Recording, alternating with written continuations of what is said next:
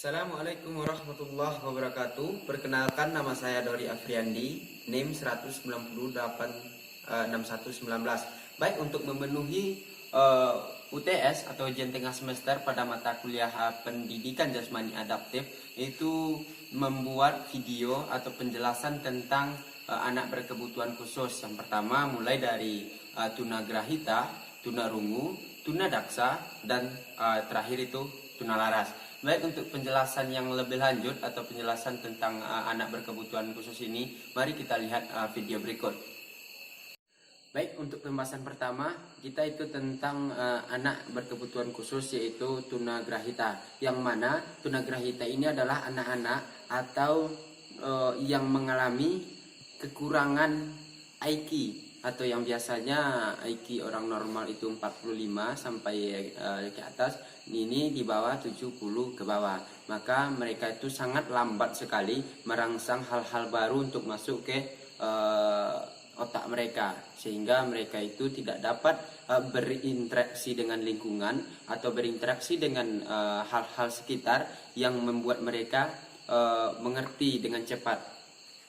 Baik, untuk penyebab tunagrahita ini bisa dari faktor keturunan atau fisiologis, ada juga dari faktor cedera atau misalkan jatuh atau pengaruh alkohol atau pengaruh-pengaruh eksternal lainnya.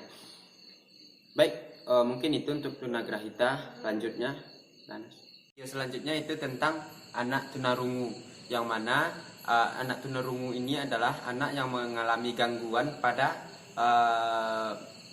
pendengaran, yang mana mereka ini sangat memiliki, berbeda dengan tuli yang tidak bisa mendengar sama sekali, tapi pendengaran anak tunarungu ini masih bisa mendengar, tapi sangat halus atau sangat sedikit sekali merangsang bunyi yang masuk telinga mereka itu, sehingga otak mereka lambat untuk merespon apa yang sampai ke telinga. Dan biasanya anak tunarungu ini sangat kurang sekali untuk berkomunikasi karena kurangnya kosakata atau kurang pede mereka berinteraksi dengan orang lain, karena tidak efektifnya telinga mereka mendengar apa yang disampaikan orang lain tersebut. Biasanya penyebab dari tunarungu ini bisa juga itu faktor keturunan atau fisiologis, dan juga bisa juga faktor kecelakaan, cedera waktu lahir, atau mungkin cedera pada telinga tersebut. Mungkin itu untuk tunarungu. Selanjutnya, baik, selanjutnya itu tentang anak berkebutuhan khusus, yaitu tunadaksa.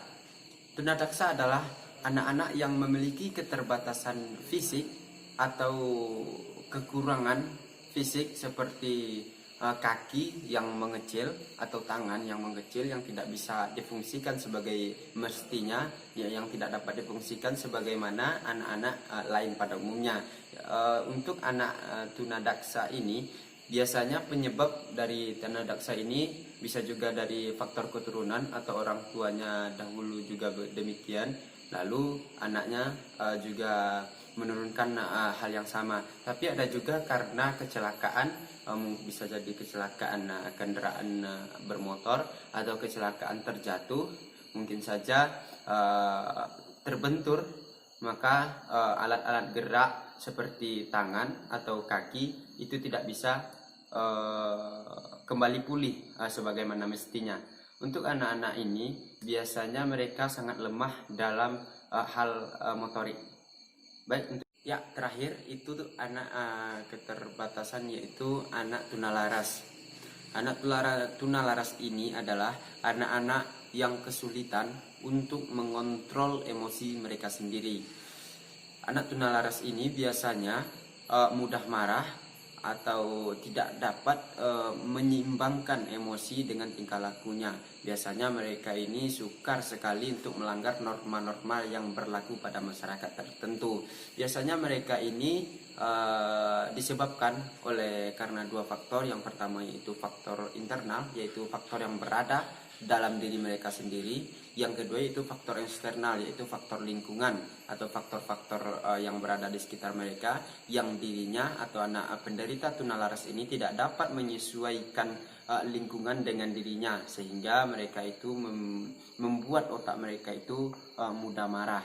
Biasanya anak-anak ini bisa juga diklasifikasikan sebagai anak yang tidak bisa atau anak yang tidak bisa bersosialisasi dengan masyarakat. Ada juga yang bisa bersosialisasi, tapi mereka ini juga memiliki perasaan yang mudah marah, cemas, agresif, dan lain-lain sebagainya. Tentunya untuk menjadi anak-anak tunalaras ini juga sangat membuat, ini bukan masalah mereka atau bukan salah mereka sebetulnya, tapi bagaimana kita menyikapi orang-orang seperti ini sebagai orang normal atau orang yang diberi keistimewaan atau tidak memiliki cacat apapun. Maka kita harus menjadi orang-orang yang bisa untuk berbuat baik kepada anak-anak yang memiliki keterbatasan tersebut. Panas. Baik, mungkin itu penjelasan dari saya tentang anak-anak berkebutuhan khusus. Tentunya apa yang dapat saya sampaikan ini mudah-mudahan bermanfaat bagi teman-teman, termasuk juga dapat memenuhi kriteria tugas kepada dosen yang mengampu mata kuliah pendidikan jasmani adaptif ini. Baik, untuk itu saya mohon maaf atas segala kesalahan dan terlebih terkurang. Assalamualaikum warahmatullahi wabarakatuh.